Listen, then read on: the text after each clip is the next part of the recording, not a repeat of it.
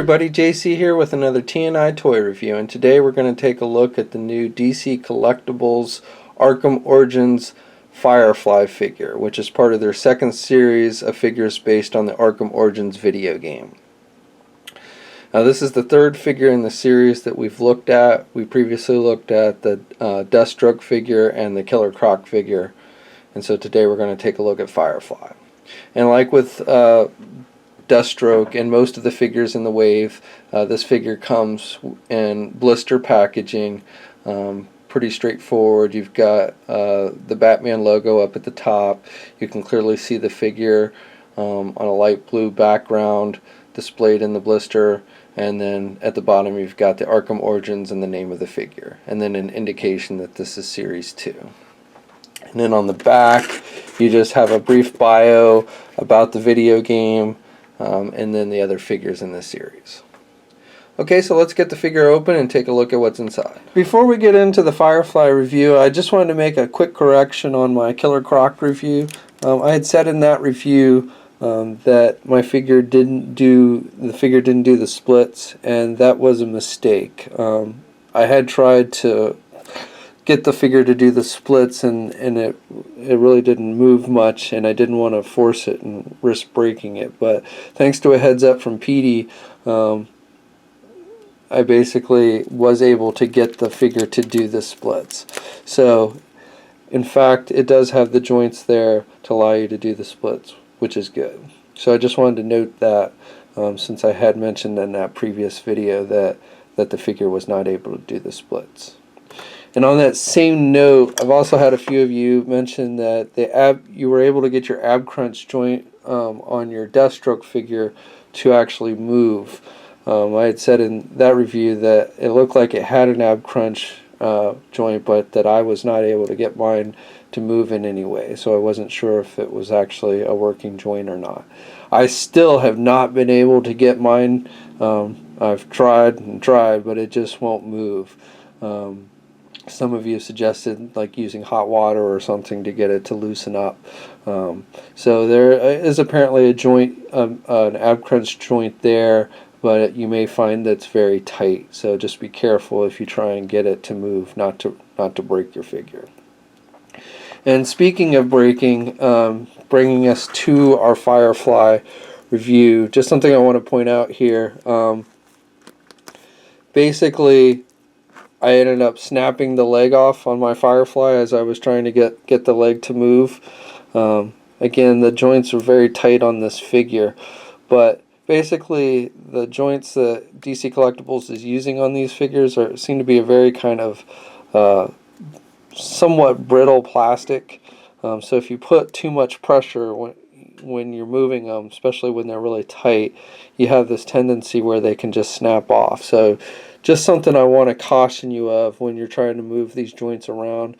A, they can be very tight, and B, if you push too hard, you risk breaking them off. So just be careful when you're trying to move the figure joints around. So here's a look at the figure outside of the packaging. Now, overall, I've got to say that I'm a little disappointed in this figure, especially after having looked at the Killer Croc and the Deathstroke figures in this wave, which, not only had the great detail and sculpting and everything, but just had pretty good articulation. This figure really does not have good articulation at all. It's got the detail, the sculpting's nice, it looks very true to what we see in the video game, but the articulation is very limited on this figure, even more so than a typical DC Collectible figure. So it's definitely a bit of a letdown after having looked at those previous two figures in this wave. The figure has a lot of sculpting detail. He's got the canisters on his chest, he's got grenades on his side, and then he's just got like armor pieces, like wings on his legs for flight. The colors on the figure are basic blacks with some yellows and golds mixed in. And the helmet's definitely pretty cool looking. He's got the big kind of bug eyes, which are all gold. And then he's got these pieces that are part of his backpack, which are kind of loose. I don't know if they're meant to be. I think they're supposed to be glued down. I think mine just came loose, and it's not removable or anything, but just something to note. And then, like I said, he's got grenades on his belt. On his back, he's got his jetpack thing with the wings. He's got the wings are removable. They're basically just solid pieces of plastic. There's no articulation in the wings or anything. One thing that would have been cool is if they had like included some jet effects to come out of the jets on the wing. And then he's got this hole down on his lower back. That's for the hose from his flamethrower, which is a separate piece. It's just a rubbery piece of material, and so basically all you do is you just plug the hose in and then string it around, and then there's his flamethrower has got a hole in it as well, and you just plug it in. So it looks like, you know, it's attached, a flamethrower attached. So articulation on this guy is pretty poor, unfortunately. He really has not much in the way of good movement at all, which is unfortunate. He's a cool looking figure, and if you could get him in some cool flight poses or poses holding his flamethrower while in flight, you know, it would be make this figure a lot better. But unfortunately, it's just very basic articulation. Even the head, because the way the helmet's sculpted and everything, has very little movement, no up or down movement at all, and you really can't even turn his head left or right very much.